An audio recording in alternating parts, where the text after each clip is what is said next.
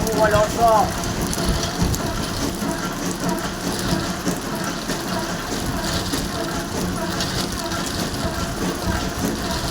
Top quality গুড়ের বাতাসা।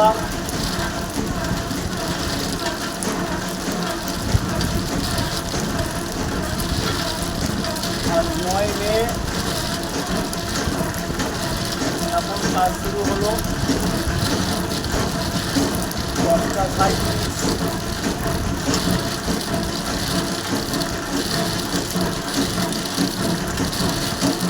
প্রথম কাজ শুরু হলো, কোনো মাল নেই এখানে।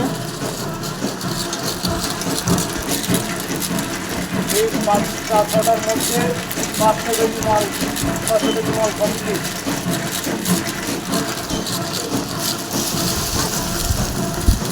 সব কোয়ালিটি গুড়ের বাতাসা, মা কালী অটোমোবাইল অটো।